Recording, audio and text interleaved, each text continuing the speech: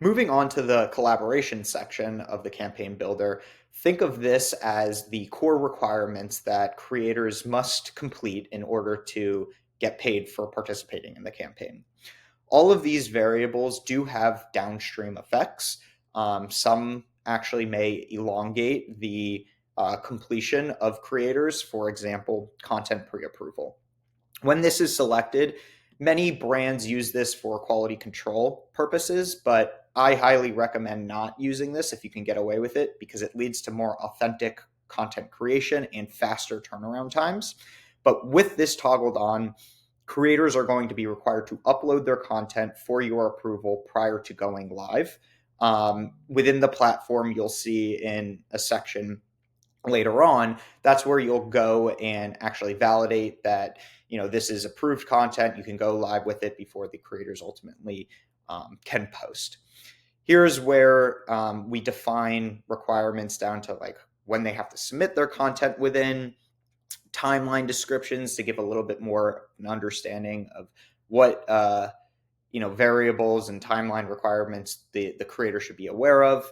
This section enables you to either adjust what are negotiable requirements or not. So with this turned off, influencers are not going to be able to require or be able to negotiate any of these specific exclusivity periods, usage periods, content allow listing. Here's where you can define those variables as 1 month, 3 months, 6 months, a year in perpetuity. I will say when you do open up yourself to negotiating, creators will take you up on that and negotiate back. So be cognizant about what you do want to enable from a negotiation standpoint. Now, think of this section as the hashtags that the influencers is going to be required to use in their posts. This is for us internally also as a tracking tool so that when influencers that have been selected to participate in the program use this specific hashtag, our system will know to record that as the influencer completing that particular part of the collaboration requirements. Now, when you're filling this out, make sure to click this add button to have it stored and saved as the hashtag that the influencer is required to use.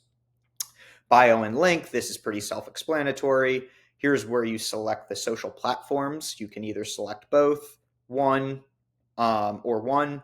Here's where you define the number of in-feed posts that are required of the influencer, the content or post type that is required of the influencer. This is dynamically structured, so depending on the social platform that you select, the relevant drop-down options will be presented. Number of stories required of creators, and then accounts that the influencers are required to tag in those in-feed posts.